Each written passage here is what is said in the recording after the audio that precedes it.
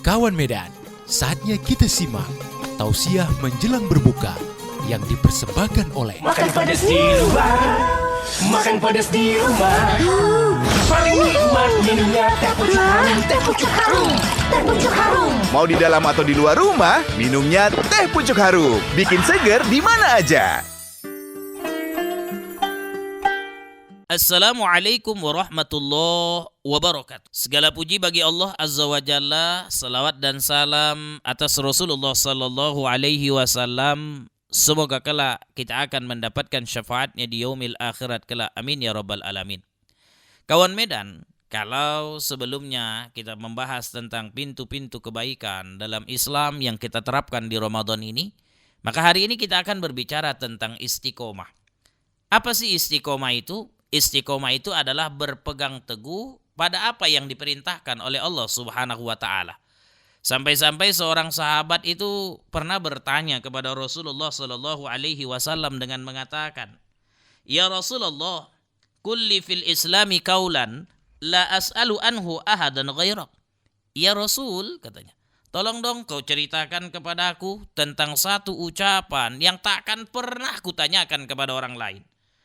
Qala, lalu Rasulullah sallallahu alaihi wasallam bersabda, "Qul amantu billah summastaqim." Katakanlah, aku beriman kepada Allah, kemudian istiqomahlah. Kawan Medan, pernyataan Rasulullah sallallahu alaihi wasallam ini mengajarkan kepada kita, kalau kita ingin mendapatkan kemuliaan dari Allah Subhanahu wa taala, setelah menyatakan beriman kepada Allah, maka istiqomahlah. Bagaimana istiqomahnya? Tetaplah melakukan segala sesuatu itu semata-mata karena Allah Subhanahu wa taala. Ketika kita istiqomah melakukannya, maka Allah Subhanahu wa taala pasti akan memberikan surga buat kita. Di dalam Al-Qur'an, Allah Subhanahu wa taala berfirman, "Innal ladzina qalu rabbunallaha summastaqamu tatanazzalu alaihimul malaikatu alla takhafu wa la tahzanu wa abshiru bil jannati allati kuntum tu'adun." Kata Allah Subhanahu wa taala, ketika seorang menyatakan aku beriman kepada Allah, lalu kemudian dia istiqomah, maka Allah Subhanahu wa taala akan menurunkan buatnya, akan memberikan kepadanya teman, seorang malaikat yang akan mengatakan, "Alla takhafu wa la tahzanu." Jangan takut dan jangan bersedih. Wa abshiru bil jannati allati kuntum tu'adun. Sebab kita telah dijanjikan oleh Allah akan mendapatkan surganya. Karena itu kawan Medan, kita manfaatkanlah istiqomah kita dalam beribadah kepada Allah. Jika kemarin kita cerita tentang pintu-pintu kebaikan itu ada puasa, ada sedekah, ada sholat malam, maka kita istiqomahkan di Ramadan ini. Puasa kita semata-mata karena Allah.